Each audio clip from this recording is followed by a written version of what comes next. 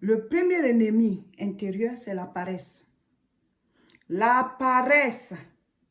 Certaines personnes sont très paresseuses. C'est-à-dire que se lever pour agir là, c'est un problème. Mon frère, ma soeur, se lever pour poser des actes, la personne peut avoir des idées. Elle peut être forte dans telle chose, mais elle a la paresse. On prend beaucoup de temps à se lever, on dort un peu trop, on passe du temps sur des choses inutiles, on est tout le temps sur son portable. Comme je dis là, le portable c'est pour communiquer. Tu as fini de communiquer, c'est fini. Les réseaux sociaux, c'est pour aller prendre des informations, des enseignements, des louanges. Après ça, c'est fini. Ta vie là, il faut faire face à ta vie. Fais face à ta vie. Donc, le premier ennemi, c'est la paresse. Débarrassez-vous de la paresse. Sinon, vous allez regretter. Je vais vous donner un signe. Si tu es en âge adulte, ou bien tu es adolescent, en tout cas, tu es rentré dans la vie active, tu as quitté l'âge de l'enfance et tu es sorti de l'adolescence et maintenant tu es en âge d'activité. Et puis tu es libre, tu as beaucoup de temps libre.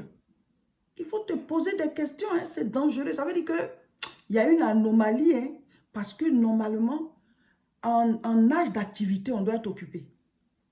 On doit être occupé. Je n'ai pas dit qu'on doit être surmené, trop occupé. Hein. Mais si tu n'es pas occupé en âge d'activité, c'est que tu es en danger. À quel moment tu te réalises? À quel moment tu as des économies? À quel moment tu bâtis? À quel moment tu réalises? Je ne comprends pas. Il y a des gens qui sont en âge d'activité, mais qui sont libres. Ils ne sont pas occupés et ils ne se posent pas de questions.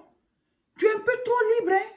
Si tu es libre, au moment où tu dois travailler là, tu vas travailler dans ta vieillesse. Au moment où on doit se reposer, c'est là que tu vas travailler. Quel genre de vieux veux-tu être? Et même vieillir là, c'est une grâce. Devenir vieux même, c'est une grâce. Il y a des gens en cours de chemin qui décèdent. On ne souhaite pas, mais c'est ça la vie. Donc mes frères, mes soeurs, le premier ennemi des bâtisseurs, ennemi intérieur, d'abord, on est en train de parler d'abord des ennemis intérieurs, c'est la paresse. Débarrassez-vous de la paresse. Hein. Remuez-vous. Hein. Prenez-vous en charge. Hein. Et je vais vous donner un secret pour se débarrasser de la paresse. C'est le sport. Oui, beaucoup ne savent pas. Quand tu fais le sport, je ne dis pas forcément qu'il faut aller faire les grands sports, même la marche. La marche. Là. Quand quelqu'un fait régulièrement le sport, c'est difficile que cette personne soit paresseuse. Parce que déjà, tu as le punch. Facilement, tu es en jambes. C'est-à-dire que tu peux tout de suite te lever, poser un acte. Mais quand vous êtes sédentaire, tu vois, quand tu es assis, tu es assis. Quand tu es assise, tu es assise. Et puis tu es là, et tu es en train de manger, tu bois, tu regardes la télévision. Tu vois, tu es en train de, tu vas t'enfoncer en fait. On a vu à l'école, un muscle qui ne bouge pas, il s'atrophie. Un muscle qui n'est pas en mouvement s'atrophie. Il prend des graisses, il devient, tu vois, il y a des choses que tu n'arrives plus à faire. Donc ça fait qu'il y a certains qui vieillissent beaucoup plus vite et d'autres vieillissent pas vite. Pourtant, ils ont le même âge. La paresse, faites attention à ça. Donc, mettez la marche ou bien le sport que vous pouvez faire. Courir à petits coups comme ça. Mettez le sport dans vos activités. Ça va vous débarrasser de la paresse. Oui, c'est un secret. Quand tu pratiques le sport régulièrement, c'est difficile que tu sois paresseux. Parce que tu es déjà, tu vois, tu es déjà en forme. Débarrassez-vous de la paresse, sinon vous allez regretter. Hein. Si tu es en âge d'activité, tu es un adulte et puis tu es libre, tu n'es pas occupé. Pendant qu'à ce âge, tu devais t'occuper, tu es en danger. Hein. Parce que tu vas travailler pendant que les autres se reposent, c'est là que toi tu vas travailler. Dans la vieillesse, c'est là que tu vas travailler. C'est maintenant que tu vas chercher à amasser. Alors que les autres, ils sont déjà à l'abri de quelque chose. Donc le premier ennemi, c'est la paresse. Deuxième ennemi, c'est quoi? C'est la peur. La peur, il y a des gens, c'est pas qu'ils sont paresseux, hein, mais ils ont peur de s'engager. Ils ont des idées, ils ont peur, ils ont tellement d'arguments dans leur tête, et ça marche.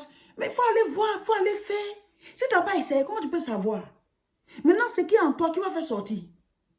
Qui va faire sortir ce qui est en toi? Qui va essayer de mettre tes idées dehors? Qui va appliquer tes idées? Chacun a ses idées. Donc, qui va faire toi tes idées là? Qui va les faire éclore? Donc, ils ont des arguments, ils ont des excuses dans leur tête. Mais en fait, c'est la peur. Je vais lire. Il y a un verset biblique qui regroupe les deux. Paresseux et puis la peur. C'est-à-dire la peur d'agir, la peur de sortir ce qui est en soi. La peur de poser des actes, la peur de prendre des initiatives. La peur d'affronter la vie là. Pour voir si on peut réaliser quelque chose. Vous avez peur.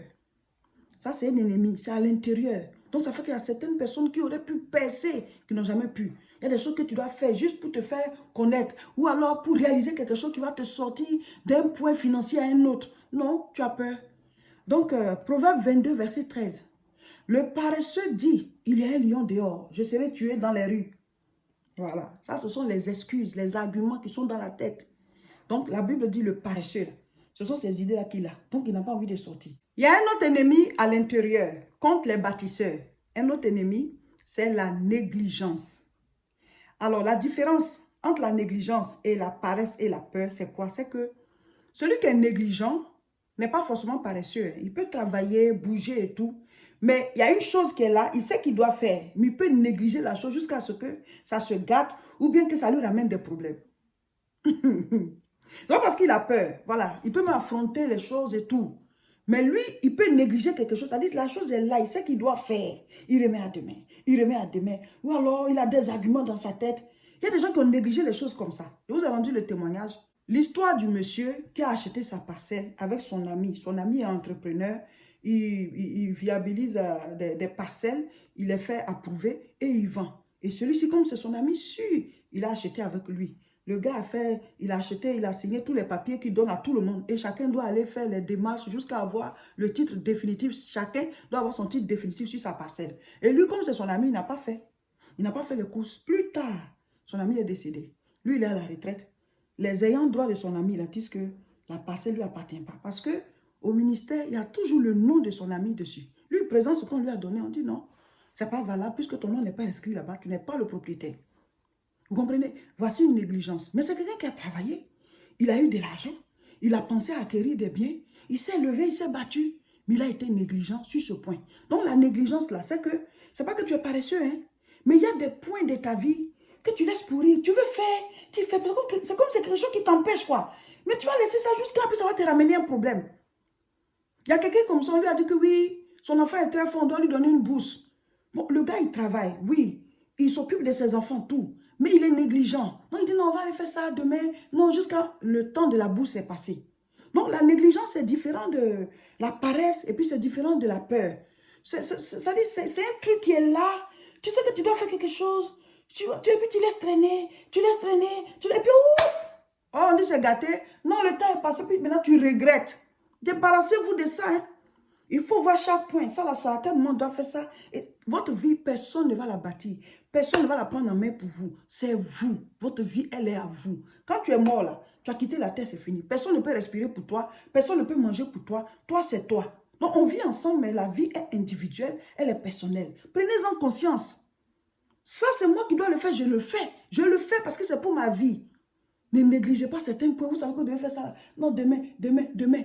Mais un jour, une heure ou bien une seconde là, c'est différent. Hein? Regarde par exemple quand quelqu'un est malade. Il arrive à l'hôpital, on dit, oh, s'il était venu un jour avant, on l'aurait sauvé. Si vous étiez venu une heure avant, on aurait sauvé la personne. Donc, les jours, les heures, tout ça, on ne blague pas avec. Chaque jour, il y a des bébés qui naissent et chaque jour, il y a des gens qui décèdent. Donc, ne négligeons pas.